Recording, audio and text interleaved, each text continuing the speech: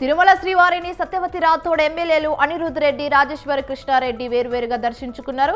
వారికి ఆలయ అధికారులు స్వాగతం పలికి దర్శన ఏర్పాట్లు చేశారు. అనంతరం రంగనాయకుల మండపంలో వేద పండితులు వేద ఆశీర్వాదం అందించగా టీటీడీ అధికారులు తీర్థ ప్రసాదాలు అందజేశారు. తెలంగాణ ప్రసిద్ధ పుణ్యక్షేత్రం యాదగిరిగుట్ట శ్రీ లక్ష్మీ నరసింహస్వామి వారి వార్షిక బ్రహ్మోత్సవాలు అంగరంగ వైభవంగా కొనసాగుతున్నాయి. అయితే బ్రహ్మోత్సవాలలో భాగంగా 3వ రోజున వటపత్ర సాయి అలంకార సేవలలో తిరు మాడు వీధుల్లో తిరుగుతూ భక్తులకు దర్శనమిచ్చారు స్వామివారు. అయితే ఈ రోజు రాత్రి హంసవాహన అలంకార సేవపై భక్తులకు దర్శనం ఇవ్వనున్నారు. సీఎం రేవంత్ రెడ్డి ఇచ్చిన హామీ ప్రకారం తమకు మంచి ఫిట్మెంట్ తో పీఆర్సీని ఇవ్వాలని తెలంగాణ రాష్ట్ర 4వ తరగతి ఉద్యోగుల సంఘం విజ్ఞప్తి చేసింది. హైదరాబాద్ బీఆర్కే భవన్ లో సిఆర్పీ కమిషన్ ను సంఘం ప్రతినిధులు కలిసి వినతి పత్రం అందజేశారు. చిలకలగూడ పోలీస్ స్టేషన్ పరిధిలో వారం రోజుల క్రితం జరిగిన హత్య కేసును పోలీసులు ఛేదించారు. రైల్లో ప్రయాణిస్తున్న క్రమంలో చోరీకి గురైన తన ఫోన్ కోసం దొంగల వెంట వెళ్తుండగా అనిల్ కుమార్ పై దుండగులు కత్తితో దాడి చేసి హతమార్చారు. అయితే సికింద్రాబాద్ కు చెందిన 5 యువకులను పోలీసులు అరెస్టు చేశారు. నెహ్రూ జూలాజికల్ పార్క్ లో సీనియర్ అసిస్టెంట్ రమేష్ లంచం తీసుకుంటుండగా ఏసీబీ అధికారులు రెడ్ హ్యాండెడ్ గా పట్టుకున్నారు. పెన్షన్ ఫైల్ ప్రాసెస్ చేసేందుకు రమేష్ 5,000 లంచం డిమాండ్ చేయడంతో బాధితులు ఏసీబీ అధికారులను ఆశ్రయించారు. అయితే రమేష్ ను ఏసీబీ అధికారులు అదుపులోకి తీసుకున్నారు.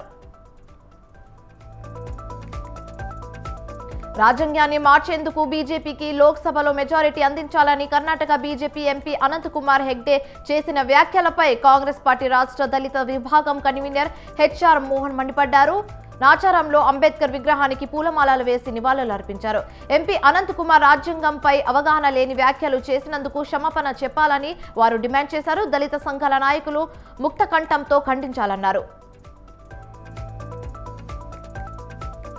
కాకినాడ జిల్లా ప్రతిపాడు నియోజకవర్గం టీడీపీ అభ్యర్థిగా పరుపులు సత్యప్రభ పేరును అధిష్టానం ప్రకటించింది. దీంతో టీడీపీ శ్రేణులు సంబరాలు చేసుకున్నారు.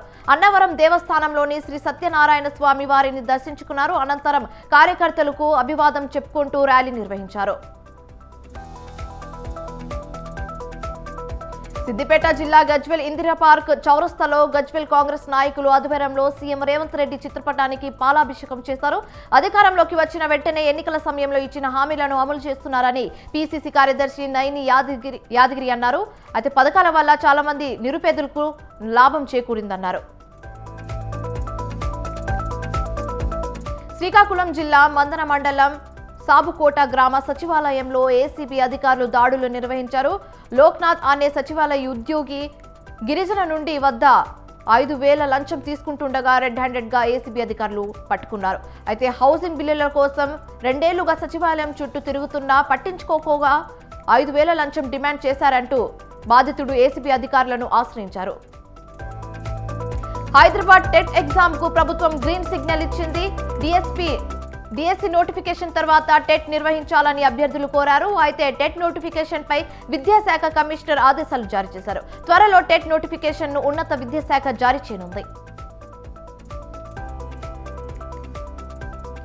ఎల్బీ స్టేడియంలో ఇఫ్తార్ విందు ఏర్పాట్లను డిప్యూటీ సీఎం భట్టి విక్రమార్క పరిశీలించారు. ముస్లింలు ఎంతో పవిత్రంగా భావించే రంజాన్ మాసం ప్రారంభం కావడంతో రాష్ట్ర ప్రభుత్వం ఇఫ్తార్ విందు ఏర్పాటు చేసిందని ఆయన తెలిపారు. ఈ పవిత్ర మాసంలో ఉపవాసం ఉన్న ముస్లిం సోదరులను ఇతర మిత్రులను ప్రభుత్వం ఆహ్వానిస్తుందన్నారు. కడప జిల్లా ప్రొద్దుటూరు టీడీపీ అభ్యర్థిగా వరదరాజుల రెడ్డిని అధిష్టానం ప్రకటించింది. తనకు టికెట్ ప్రకటించినందుకు చంద్రబాబుకు లోకేష్ కు కృతజ్ఞతలు తెలిపారు. రాబోయే ఎన్నికల్లో ప్రొద్దుటూరులో టీడీపీ విజయం కోసం కృషి చేస్తామని ఆయన తెలిపారు. 2024 ఎన్నికల్లో రాష్ట్రంలో చంద్రబాబు నాయుడు విజయం, ప్రొద్దుటూరులో తన విజయం ఖాయమని వరదరాజుల రెడ్డి ధీమా వ్యక్తం చేశారు.